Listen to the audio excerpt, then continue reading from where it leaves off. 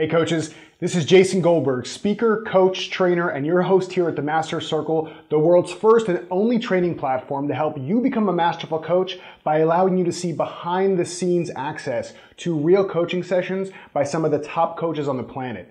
And so what I want to do today is I want to give you just a little bit of information, share with you some of the big ideas that came out of one of our Master Circle interviews. And it was with Steve Chandler. Steve Chandler is the Godfather of Coaching. He's the author of 37 Ways to Boost Your Coaching Practice. He's the co-author of the Prosperous Coach with Rich Litvin. And we had an amazing interview together. It was about 2 hours long of us talking to Steve, learning about what it meant for him to become a powerful coach, seeing him really coach this guy, Steve, around a lot of things going on in his life, and then also to do the debrief at the end where we can talk about what he did in the coaching.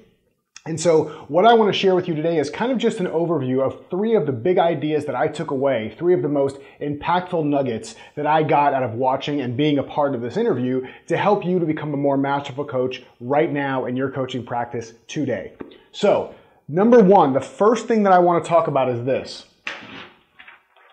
Stop being so serious.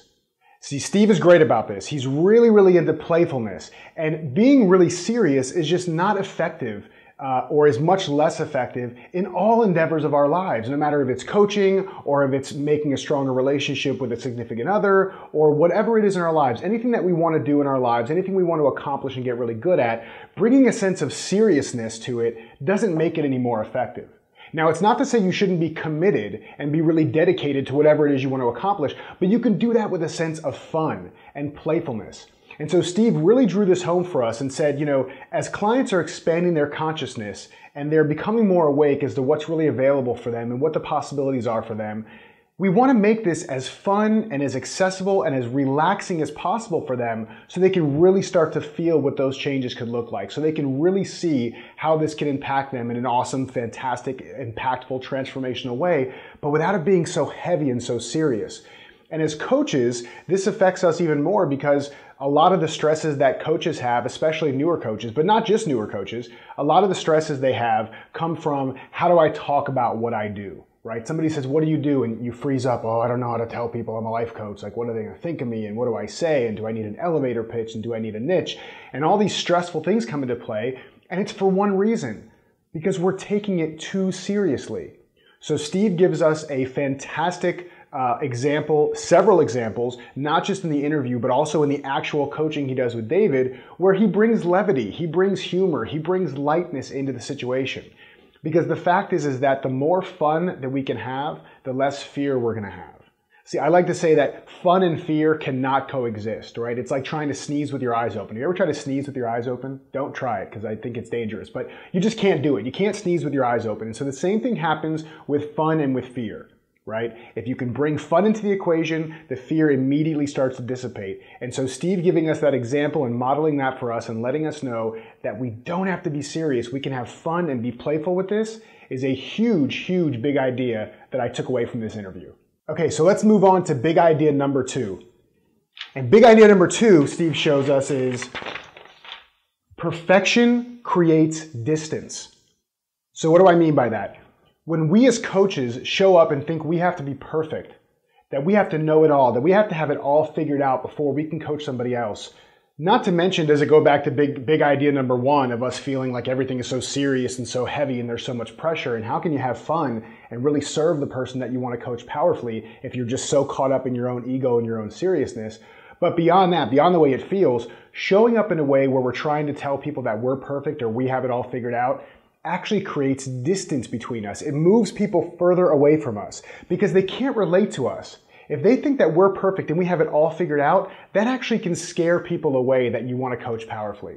Because they say, oh, I can't relate. This person's so perfect. They have everything figured out. I can't see myself ever getting to that level. So now what we think is making us seem valuable and like we have everything figured out actually is pushing them away.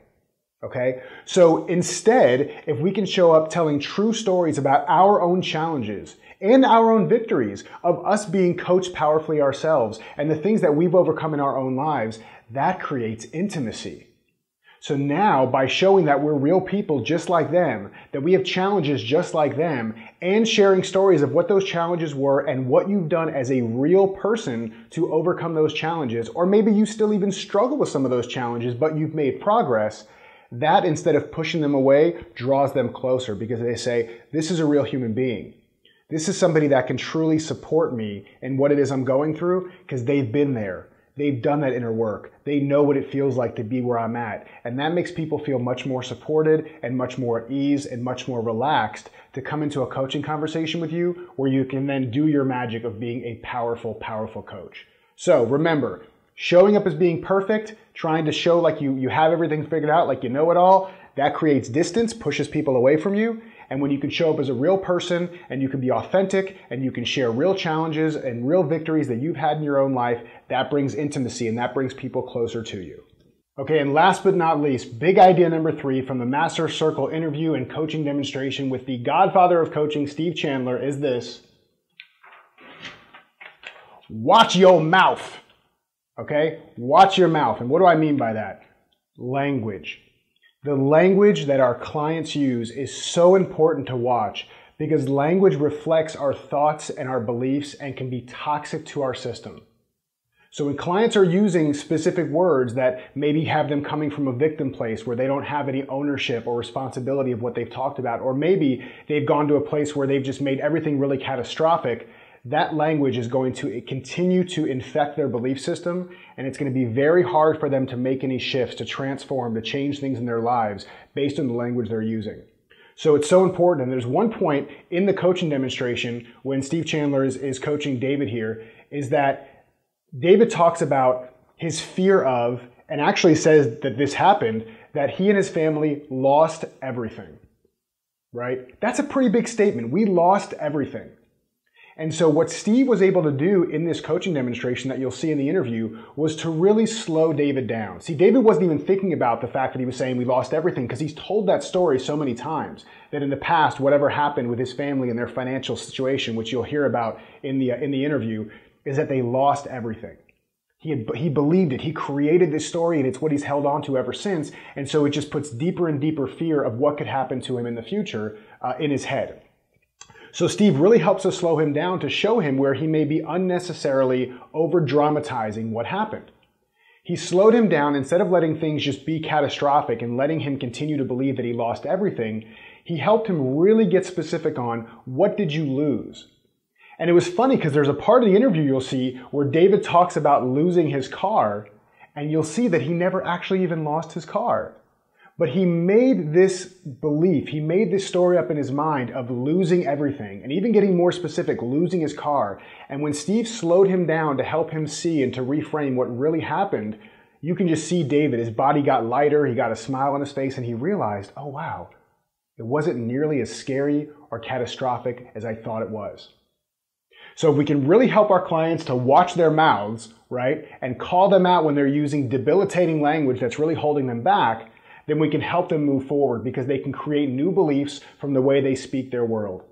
Because the language you use to speak your world creates your world. So be very in tune to the language your clients is using, and also make sure that you know, hey, listen, I'm going to call you out on this, and you can say it from a place of love and going back to, not being serious. You don't have to make a huge deal out of it, but you can just ask them very kind of in a relaxed and playful way, can you tell me more about that? You lost everything? I'm really curious. I mean, that's a big statement. Can you tell me more about what it means to have lost everything?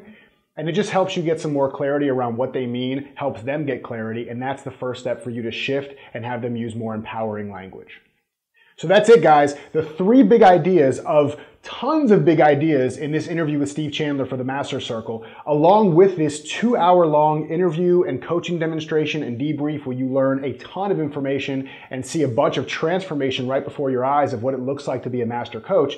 I'm also including about 5 pages of typed notes that came directly from the interview. So there's 3 big ideas here, and there's about 5 pages of detailed notes that go along with that will truly make you a more powerful, more masterful coach if you test these and experiment with them and play with them from a non-serious way in your own coaching practice. So if you want to go see that interview now, get all that goodness, get to see Steve Chandler in action, to see all the notes and all the amazing stuff that happened in that session, make sure you sign up for the Master Circle now, and I can't wait to see you on the other side. Take care.